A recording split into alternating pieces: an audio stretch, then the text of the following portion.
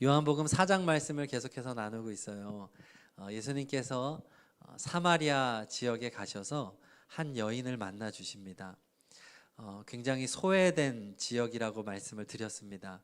사마리아는 오래전 아시리아의 정책에 따라서 혼혈 민족이 되어버린, 이스라엘의 정체성을 잃어버린 그러한 지역이었고, 그래서 유대인들은 이 사마리아 지역 사람들을 개, 돼지 취급을 했습니다.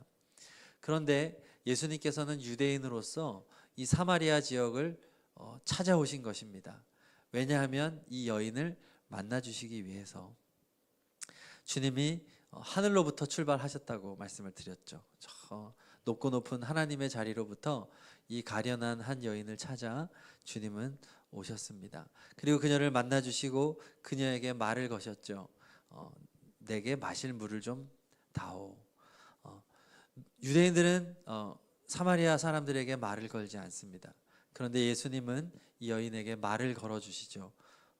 그리고 사마리아 사람조차 이 여인을 상종하지 않았는데 주님은 이 여인에게 마실 물을 달라. 어떻게 보면 누구나 할 수 있는 말입니다. 이 여인은 물을 뜨러 왔기 때문에 물 주는 건 어려운 일이 아니었습니다. 근데 예수님은 이 여인을 상종하면서 이 여인이 얼마나 소중한 존재인지, 그리고 이 여인에게 살아갈 이유를 주시고자 하시는 주님의 뜻을 지금 비추고 있는 거죠. 그리고 오늘 말씀에 이어서 예수님은 이 여인의 삶으로 들어가십니다. 이 질문을 해 나가면서 이 여인의 개인의 문제를 다루고 있어요. 오늘 18절 말씀을 우리 앞에 있는 9절 다 함께 읽도록 하겠습니다. 시작. 너에게는 남편이 5이나 있었고 지금 같이 살고 있는 남자도 내 남편이 아니니 바로 말하였다. 대단하죠? 와, 아메리칸 스타일. 여러분 주변에 이런 여자 본 적 있습니까? 21세기 지금도 이런 여인은 정말 찾기 어렵습니다. 하물며 2000년 전에 이 남자 중심의 사회에서 여자가 남자를 이렇게 5번이나 갈아치우면서 6번째 남자를 만나고 있는 엄청난 여인의 삶을 예수님은 다루고 있습니다. 이 여인을 생각해 보면 여러분 어떤 생각이 드세요? 남자를 5이나 남편이죠, 남편. 그냥 사귀는 5번 사귀었다가 아니라 결혼을 한 거예요. 5번 남자와 결혼을 하고 6번째 남자와 동거를 하고 있는 이 여인. 저는 이 부분에서 이 여인의 갈망이 느껴졌어요. 이 여인의 목마름. 이 여인은 얼마나 잘 살아보고 싶었을까요? 얼마나 잘해보려고 했을까요? 여인이 할 수 있는 일이 없거든요. 당시 이 사회는 남자 중심의 사회에서, 남편이 여자의 삶을 결정하는 사회에서 이 여인이 남자를 계속해서 갈아치웠다는 얘기는 잘 살아보고 싶었던 겁니다. 행복하고 싶었던 거예요. 굉장한 노력과 열정, 포기하지 않고 이 남자를 통해서, 남편을 통해서 인생의 가치와 의미를 찾아보려고 했던 이 여인의 몸부림이 느껴지는 장면입니다. 그런데 잘못된 선택이었던 것이죠. 이 여인이 남편을 바꾸면 바꿀수록 이 여인의 삶은 더욱더 황폐해져 갔어요. 주변의 사람들의 시선은 더 삐딱해졌을 거예요. 저 이상한 여자 취급을 받고 거듭되면서 이제는 창녀 취급을 받았을 거예요. 100%. 저 나쁜 년. 저 남자들이나 홀리고 또 남자들이 또 꼬여요. 아마 좀 여성의 매력이 좀 있지 않았을까 싶기도 합니다. 남자들이 뭔가 매력을 느꼈겠죠. 이 여인이 노력도 했겠지만 그 잘못된 선택을 계속 거듭하면서 이 여인의 상황은 더 악화된 거예요. 마치 우리가 운동을 하고 나면 갈증이 나잖아요. 갈증이 날 때 제일 좋은 건 물을 마시는 건데 갈증이 날 때 사이다를 먹는 격이죠. 콜라. 그러면 시원한 것 같지만 운동하고 나서 사이다 콜라 먹으면 탈수 증세가 더 심해진다 그래요. 그리고 이게 콩팥이 망가진다고 합니다. 이 여인은 이런 선택을 한 거예요. 더 비참한 인생의 늪으로 빠지게 된 겁니다. 청년 여러분, 여러분들은 어떠십니까? 여러분 인생에 잘 살아보려고 노력하고 좀 갈증을 해결해 보고 싶지 않아요? 좀 행복하고 싶지 않습니까? 나름대로 그렇게 사는데 인생이 더 비참해지고 더 갈증이 나고, 주님은 말씀하세요. 13절에 주님 뭐라고 말씀하십니까? 같이 읽겠습니다. 이 물을 마시는 사람은 다시 목마를 것이다. 세상의 것이 그런 거예요. 세상에서 문제를 해결하려는 사람은 잠시 도움을 받는 것 같지만 더 심한 문제로 나아가고 다시 목마르게 된다. 주님의 말씀입니다. 가장 대표적으로 세상 사람들이 해결책으로 찾는 게 무엇일까요? 돈입니다. 돈만 있으면 내가 이렇게 살지 않을 텐데, 돈만 있으면 내가 이렇게 걱정하지 않을 텐데, 결혼도 돈 때문에 못하고, 내 인생이 지금 불행한 이유도 돈 때문이야 라고 돈을 추구하는 인생들이 얼마나 많습니까? 그러나 성경은 분명하게 말합니다. 디모데전서 6장 9절을 다 함께 읽어보도록 하겠습니다. 시작. 부하려 하는 자들은 시험과 올무와 여러 가지 어리석고 해로운 욕심에 떨어지나니 멸망에 빠지게 하는 것이라. 아멘. 돈을 더 벌려고 하고 돈으로 인생의 문제를 해결하는 사람들은 더 해로워져요. 욕심에 더 떨어져요. 채워도 채워지지가 않아요. 그래서 결국 파멸과 멸망으로 가게 됩니다. 우리가 접하는 뉴스만 보아도 그렇습니다. 돈 없는 사람의 문제는 많지 않아요. 돈 있는 자들의 문제들이 다 나오고 있죠. 돈이 있어서 더 악이 더 커지는 겁니다. 그 외에도 권력이나 지식이나 명예나 쾌락이나 이러한 것들을 인생의 해결책으로 여기는 사람들은 다 그 끝이 파멸인 것이죠. 인류 역사상 가장 큰 부를 누린 사람이라고 할 수 있는 사람이 있다면 솔로몬일 것입니다. 솔로몬이 누린 부귀 영화는 상상을 초월합니다. 그의 처첩이 1000명이었으니까요. 그가 가진 경제적인 능력, 군사력, 외교력 어마어마했습니다. 그러나 말년에 솔로몬의 고백이 전도서 1장 2절에 나와 있어요. 우리 같이 봉독합니다. 시작. 헛되고 헛되다, 헛되고 헛되다, 모든 것이 헛되다. 5번이나 다 헛되다. 내 갈증을 해결할 수 없구나 라고 부르짖고 있는 것이죠. 이 여인도 그러하고 우리도 어떻게 보면 똑같은 것입니다. 이러한 여인에게 예수님이 이제 말씀하시는 거예요. 14절 말씀 같이 읽겠습니다. 그러나 내가 주는 물을 마시는 사람은 영원히 목마르지 아니할 것이다. 내가 주는 물은 그 사람 속에서 영생에 이르게 하는 샘물이 될 것이다. 아멘. 내가 주는 물, 예수님이 주시는 물을 먹으면 영원히 목마르지 않을 것이다. 자, 예수님이 주는 물은 무엇일까요? 우리 35절에서 설명을 해주고 있습니다. 읽어볼게요. 예수께서 그들에게 말씀하셨다. 내가 생명의 빵이다. 내게로 오는 사람은 결코 줄이지 않을 것이요 나를 믿는 사람은 다시는 목마르지 않을 것이다. 자, 아까 말했죠. 내가 주는 물을 먹는 사람은 목마르지 않을 것이다. 35절에서는 후반부에 뭐라고 말합니까? 나를 믿는 사람은 다시는 목마르지 않는다. 그러니까 예수님이 주시는 물이 뭐냐 하면 예수님 자신입니다. 복음. 예수님 자신인 복음을 마신다고 하는 것은 믿는다라고 해석해 주는 거죠. 복음을 믿는 사람은 영원히 목마르지 않을 것이다 라는 주님의 말씀이십니다. 그렇습니다. 인생의 갈증은 예수님으로 채워집니다. 여러분, 인생의 이 빈자리는 예수님만 채울 수 있습니다. 그 자리를 영혼이라고 말합니다. 여러분, 영혼의 빈자리는요 예수님만이 만족시킬 수 있습니다. 다른 그 무엇으로도 그 자리는 채워지지 않는 거예요. 그리고 예수님이 주시는 이 물은, 예수님의 복음은 바로 죄 용서와 연결이 됩니다. 죄 용서. 인생의 진정한 갈증은 죄의 문제이기 때문이죠. 여러분, 이 모든 인류가 처한, 인간이 처한 가장 비참한 절망의 현실은 죄로 인하여 온 것입니다. 아담과 하와로부터 시작한 죄. 우리는 죄의 노예였습니다. 마귀의 노예였습니다. 여러분, 노예는 어떤 존재인가요? 목마름의 존재입니다. 노예는 항상 갈증나는 존재입니다. 그런데 예수님께서는 우리의 이 죄의 문제를 해결해 주시기 위해서 이 세상에 오셨습니다. 우리 예수님이 오신 성탄을 지금 기다리는 대강절을 보내고 있는데, 그 주님이 초림하신 처음 오셨던 그 목적은 우리의 죄를 씻어주시기 위함입니다.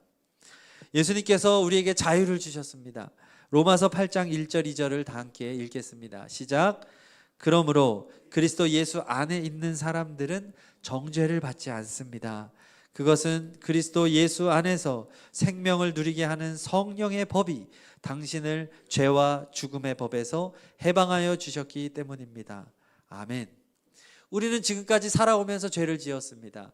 앞으로도 우리는 죄를 지을 것입니다. 그런데 하나님의 판결이 어떻게 난다고요? 무죄라고 난다는 것입니다. 왜냐하면 예수님께서 우리의 죄를 다 가져가셨기 때문입니다. 우리는 더 이상 죄로 인하여 갈증나는 그런 목마른 노예가 아닙니다. 우리는 예수님 안에서 자유인이 된 것입니다. 할렐루야.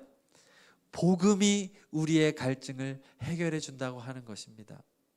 여러분, 예수님 믿어 죄로부터 자유하게 되었다고 하는 이 복음, 이것이 여러분에게 진정한 목마름의 문제를 해결해 주십니까?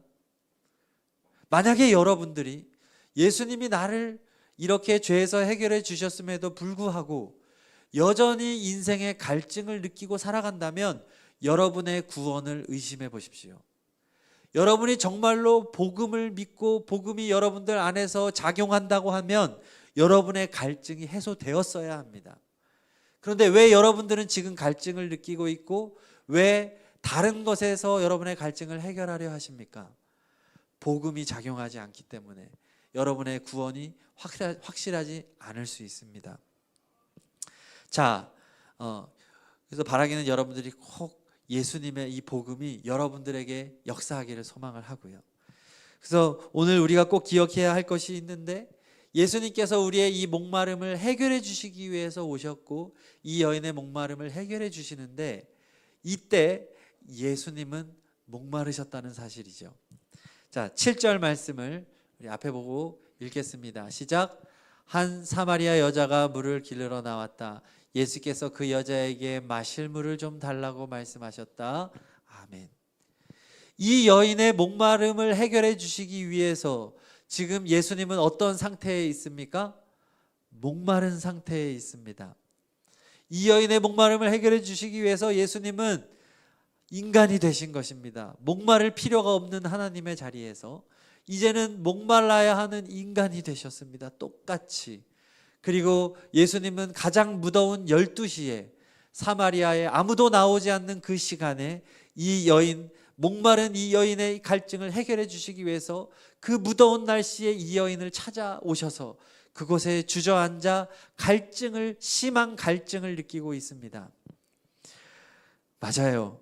예수님은요, 우리의 목마름을 가져가시기 위해서 자신이 목마르신 것입니다. 여러분, 예수님의 세례를 한번 생각해 보겠습니다. 예수님이 세례 요한에게 세례를 받았죠. 근데 세례의 의미는 죄를 씻어주는 것입니다. 죄 사함의 세례입니다. 그렇다고 한다면 왜 예수님은 죄가 없으신데도 불구하고 세례를 받으셨을까요? 세례를 받을 필요가 없습니다. 왜 세례를 받으셨을까요? 사람들은 죄를 씻기 위하여 세례를 받았지만 예수님은 반대로 죄를 짊어지기 위해 세례를 받으신 것입니다. 그러므로 우리가 세례를 받아야 하는 이유는 내가 세례를 받음으로 나의 모든 죄가 예수님에게로 옮겨졌음을 믿음으로 고백하기 위함입니다. 여러분, 우리가 세례를 받을 때 예수님과 우리는 하나가 됩니다. 자, 다음 사진을 보신다면 우리 작년에 세례받은 사진인데, 우리가 세례를 받고 예수님의 세례를 받는 것이 동시에 이루어진다고 상상을 해보십시오. 동시에 이루어질 때 죄인이었던 우리는 예수님의 세례를 받음으로 우리의 모든 죄가 다 씻겨져 나아갑니다. 자, 그런데 세례를 받으시는 예수님은 의인인 상태로 세례를 받으셨는데 물 속에서 사람들의 모든 죄를 다 짊어지시게 된 것입니다. 그렇게 예수님은 우리와 물 속에서 하나가 된 거예요. 예수님은 우리와 하나 되었다. 이것이 세례의 가장 큰 의미입니다. 주님과 내가 연합되었다. 주님과 나는 다시는 떨어지지 않는 존재가 되었다라는 것입니다. 그런데 작용은 전혀 다릅니다. 세례받을 때 우리는 죄인에서 세례받음으로 의인의 자리로 옮겨지게 되는데, 예수님은 세례를 받을 때 의인의 자리에서 죄인의 자리로 옮겨지게 되었다는 것입니다. 이 여인의 목마름을 해결해 주기 위해 예수님은 목마른 사람이 되신 것입니다. 이것이 얼마나 놀라운 사랑입니까? 주님은 하나님이시기 때문에 죄를 그냥 훅훅 가져가신 게 아니라는 거예요. 다 짊어지신 거예요. 예수님이 공생의 기간 동안에 수많은 병자들을 만나서 고쳐주셨잖아요. 그냥 고쳐주신 게 아니에요. 그 병을 예수님이 짊어지신 거예요. 가져가신 거예요. 사랑하니까요. 지금도 예수님은 우리를 찾아오십니다. 우리의 모든 슬픔, 우리의 모든 아픔, 우리 죽음의 인생의 저주, 이것을 다 가져가시기 위해 우리를 찾아오시는 예수님이십니다. 여러분, 정말로 그 예수님을 인격적으로 나의 주인으로 고백하고 그 주인을 내 마음에 모셔드리는 여러분 되기를 축복합니다. 그렇다고 한다면 여러분의 갈증은 완전하게 해결이 될 것이에요. 십자가에서 예수님의 고백을 한번 생각해 봅시다. 요한복음 19장 28절 말씀, 시작.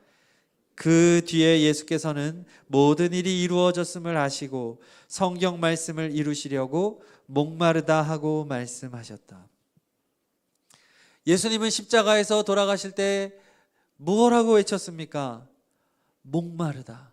왜 목마릅니까? 죄인이 되셨기 때문에. 죄인의 자리에 예수님 오르셔서 우리를 대신하여 십자가 형벌을 당하시니 죄인의 자리가 너무나도 갈증이 나는 것입니다. 예수님은 이제 인류의 모든 죄를 짊어지고 아담으로부터 시작해서 마지막 인간의 모든 죄를 가지고 저주를 받아 이제 예수님은 지옥으로 떨어지실 것이기 때문에 예수님은 그 인생의 저주 앞에서 심한 목마름을 지금 고백하고 있는 것입니다. 그 주님의 사랑을 오늘 우리가 정말로 경험하기를, 고백하기를 소망합니다. 여러분 모두 인생에 갈증이 있을 것이에요.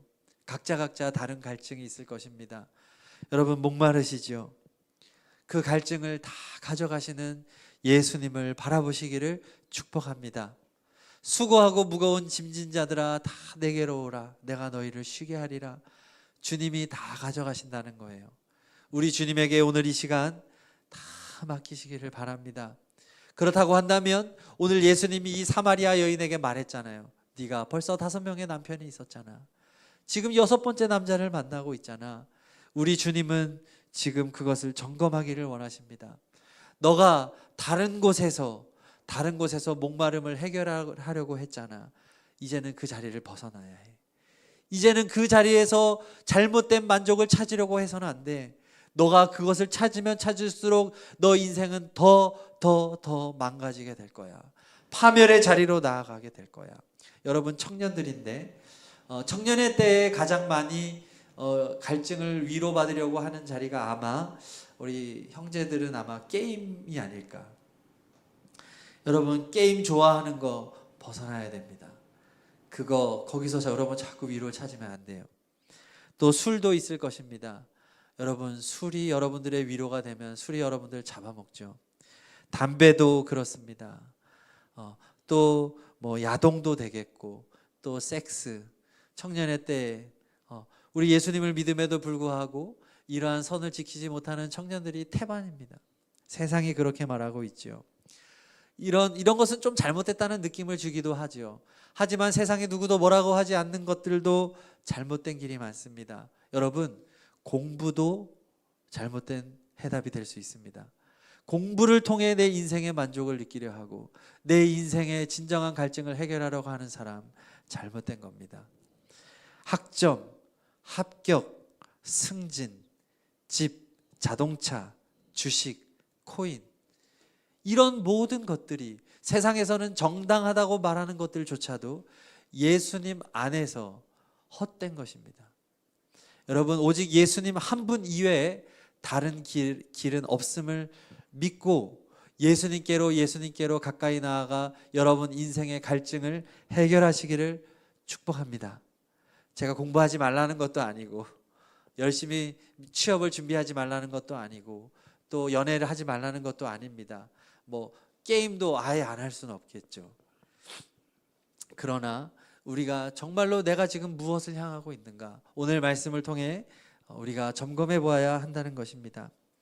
예수님께로 가까이 나아가십시오. 예수님께로. 그러면 이제 예수님이 일하시기 시작합니다. 자, 오늘 말씀, 예수님이 이 여인의 문제를 해결해 주시기 위해서 처음에는 어떤 질문이었나요? 마실 물을 좀 달라. 일상적인 질문을 하다가 이제 이 여인의 개인의 질문으로 들어가잖아요. 그렇죠? 너의 남자의 문제가 있다 하면서 이 여인의 부끄러운 과거를 드러내고 있어요. 우리 16절 말씀을 다 같이 읽어보겠습니다. 16절 시작. 예수께서 그 여자에게 말씀하셨다. 가서 내 남편을 불러오너라. 이 여인의 상처를 건드려요. 그렇죠? 이 여인의 지금 폭발하기 제일 좋은 걸 건드리고 있어요. 왜 그럴까요? 고쳐주시기 위해서. 그동안 이것을 숨기며 살았어요. 사람들이 다 욕했지만 말하진 않았을 거예요. 이 여인도 말하고 싶지 않았을 거예요. 담아놓고 숨겨놓고 드러내지 않았어요. 근데 예수님은 지금 드러내라는 거예요. 왜 그렇죠? 예수님이 지금 치료하려고, 주님이 지금 의사이시기 때문에. 마태복음 9장 12절, 예수님은 자신을 어떻게 말하고 있는지 보겠습니다. 시작. 예수께서 그 말을 들으시고서 말씀하셨다. 건강한 사람에게는 의사가 필요하지 않으나 병든 사람에게는 필요하다. 자, 여러분, 우리 모두에게 예수님이 필요한데 그분은 의사이기 때문입니다. 이 여인에게 예수님이 지금 수술용 칼을 드신 거예요. 내가 너의 환부를 이제 찢을 거야. 내가 너의 암세포를 드러낼 거야 라고 말씀하는 거예요. 자, 의사가 수술할 때의 수술용 칼은 살리기 위한 칼입니다. 그래서 성경은 말합니다. 하나님의 말씀이 무엇인지. 히브리서 4장 12절 다 같이 읽어보겠습니다. 하나님의 말씀은 살아있고 힘이 있어서 어떤 양날 칼보다도 더 날카롭습니다. 그래서 사람 속을 꿰뚫어 혼과 영을 갈라내고 관절과 골수를 갈라놓기까지 하며 마음에 품은 생각과 의도를 밝혀내십니다. 예수님이 지금 주님의 말씀인 칼을 들어서 이 여인의 상처를 건드리고 있고 지금 치료하려고 하십니다. 주님의 말씀은 우리의 모든 상처를 끄집어냅니다. 모든 아픔, 모든 죄악, 그동안 살았던 잘못된 습관들, 근원적인 문제를 주님은 끄집어내십니다. 나의 열등감, 과거의 상처, 우리 주님은 그것을 나와 이야기하자고 말씀하십니다. 그것을 너의 숨겨놓지 말라. 나와 이야기하자. 나에게 털어놓으라. 나에게 드러놓아라 라고 말씀합니다. 바로 이것을 회개라고 말하는 거예요. 회개는 주님 앞에 나의 모든 죄와 허물을 내 있는 모습 그대로 다 드러내는 겁니다.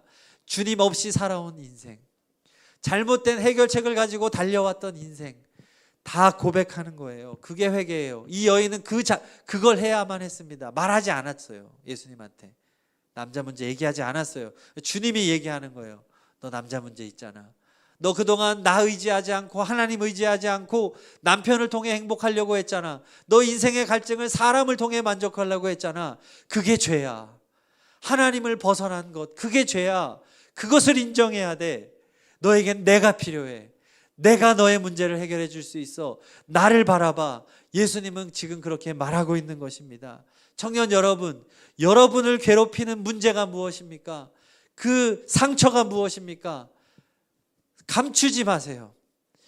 예수님에게 드러내야 돼요. 의사 앞에 숨김없이 드러내야 돼요. 그래야 치료가 됩니다. 의사 앞에 나아가기를 주저하면 병만 더 커지는 거예요. 어르신들 중에 병원 가면 죽는 줄 아는 분들 있잖아요. 그냥 가면 쉽게 날 수 있는데 병원을 안 가니까 자꾸 병을 키우죠. 가야 돼요. 지체하지 말고 의사 되시는 예수님 앞으로 여러분 나아가셔요. 망설이지 마세요. 예레미야 8장 22절에서 예레미야 선지자는 이렇게 탄식합니다. 같이 고백합니다. 길리앗에는 유향이 떨어졌느냐? 그곳에는 의사가 하나도 없느냐? 어찌하여 나의 백성, 나의 딸의 병이 낫지 않는 것일까? 이스라엘 백성이 지금 포로로 끌려간 상태에서 예레미야 선지자가 이스라엘 땅 요단강 동편에 길라 땅을 생각하면서 그곳에는 유향이라고 하는 좋은 약재가 있거든요. 값비싸지만 아주 좋은 약재가 있었고 또 그곳에 의사가 있었던 것을 생각하면서 지금 포로로 끌려와 신음하고 병들고 있는 자신들의 신세를 한탄하며 고백하고 있는 것입니다. 여러분, 우리에게 해답, 우리의 인생의 문제를 완벽하게 해결해 주실 예수님, 의사 예수님이 우리에게 이미 와 있습니다. 그런데 우리들은 어떻게 합니까? 주님께로 가지 않고 자꾸만 다른 곳에서 나의 갈증을 해결하려고 하는 거예요. 심지어 주님을 이용해서 나의 문제를 해결하려고 그래요. 예수님은 나의 미래를 보장해 주는 어떤 도구처럼 생각해요. 시험을 합격시켜 주는 사람, 나에게 좋은 배우자를 데려다 주는 사람, 뭔가 이런 식으로 주님을 생각하지, 수단으로 생각하지, 주님을 목적으로 생각하지 않습니다. 이게 얼마나 불신앙적이고 얼마나 잘못된지 몰라요. 여러분, 예수님을 목표 삼으시기를 축복합니다. 주님은 우리의 목표입니다. 주님은 우리의 전부입니다. 주님은 우리의 의사입니다. 오늘 예레미야의 탄식과 같이 예수님이 있는데 왜 어디에 가서 자꾸만, 여러분 다른 곳에 가서 오늘도 예배를 드리면서 여기에서 승부를 보시기를 바랍니다. 여기서 응답받고 여기서 마음에 응답받고 기쁘고 평안하게 돌아가셔야 되는데, 예배 잘 드리고 나서 집에 돌아가서 드디어 예배 다 드렸다, 이제 비로소 내 시간이다 하고 넷플릭스 들어가고 게임하고 내가 하고 싶은 거 하고 유튜브 들어가고 그러고 사는 우리의 삶 아닙니까? 저의 얘기예요. 사실은 밤만 되면 유튜브 보고 주일날 너무 피곤했다, 이제 뭐 하고 놀까, 막 개랑 산책할까, 막 너무 잘못된 거죠. 예배가 목적되지 못한 망할 인생이죠. 여러분, 죄를 자백하고 용서를 구하는 것은 덕스러운 행동입니다. 그렇지 않았나요? 자수하면 감형이 되잖아요. 그런데 죄를 숨기고 지내다가 이 죄가 드러나면 매우 수치스럽습니다. 여러분, 지금 숨기며 살지 마세요. 지금 엄한 데서 여러분의 갈증을 해결하며 오늘 사마리아 여인처럼 남자 통해서 해결하려고 하는 이런 모습이 우리 모두에게 있습니다. 여러분, 나는 아니라고 생각하지 마세요. 우리 다 똑같아요. 그런 우리의 모습을 주님 앞에 자수합시다. 그러면 예수님은 우리를 밀어내지 않아요. 언제나 안아주세요. 언제나 받아주세요. 그래, 내가 알아. 너가 얼마나 그것 때문에 아팠는지 내가 알아. 그것 때문에 너무 오랜 세월 고민했지. 아무에게도 말하지 못하는 너의 죄가 있지. 중독된 것이 있지. 내가 다 알아. 내가 위로해 줄게. 내가 힘 줄게. 내가 벗어날 수 있도록 도와줄게. 여러분, 다 고백하세요. 사람에게 얘기 안 해도 돼요. 예수님께 얘기하세요.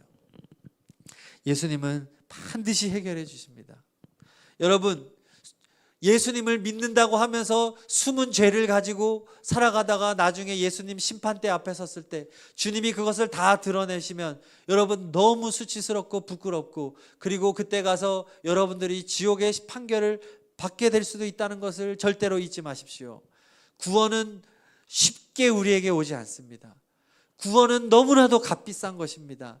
나의 인생을 바쳐서 얻어야 하는 것이 구원입니다. 그냥 영접기도 한 번 하면 당연히 얻게 되는 것이 구원이 아닙니다. 내 인생을 구원을 위해서 갈아야 하는 거예요. 그것이 회개예요. 회개. 날마다 주님 앞에 진실한 회개를 드리고 날마다 주님 앞에 떳떳한 사람이 되어야 하겠습니다. 아무도 없을 때 여러분 죄 짓지 말아야 합니다. 지금 그러한 문제들이 있다면 오늘 예수님 앞에 다 드러내시기를 축복합니다. 우리는 반드시 심판받습니다. 우리는 반드시 심판받고 천국 아니면 지옥입니다. 그때 가서는 누구도 핑계하지 못합니다. 주님이 그때 가서 우리에게 너 나 믿는다고 하고선 너 집에 돌아가서 너 혼자서 몰래 술 마셨잖아. 너 게임에 중독돼서 지냈잖아. 너 음란한 영상 보고 즐기고, 너 이성에 빠지고 섹스에 빠지고, 너 돈에 빠지고, 너를 위해서 살고 좋은 집 위에 살고 네 탐욕을 위해 살고 네 이름 위해서 살았잖아. 주님이 다 드러내세요. 다. 그때 핑계하지 못해요. 변명하지 못해요. 여러분, 진실한 그리스도인이 되어야 합니다. 가짜예요, 다. 저도 가짜예요. 여러분들도 다 가짜일 수 있어요. 그냥 예배 드리면 천국 갑니까? 천만의 말씀이에요. 알곡과 쭉정이가 교회에는 같이 있습니다. 두렵고 떨리는 마음으로 예배 드려야 돼요. 여러분, 예배 드릴 때 찬양의 자세가, 여러분의 말씀을 듣는 자세가 그것을 증명해요. 예배 드리면서 그냥 한번 1시간 왔다 가고 졸다 가고 그냥 운모임 하면서 내 일주일 지나온 얘기하고 인조이하고 가는 그런 인생 가지고는 무슨 구원을 받을 생각을 합니까? 여러분, 두려워하셔야 돼요. 두려워하셔야 합니다.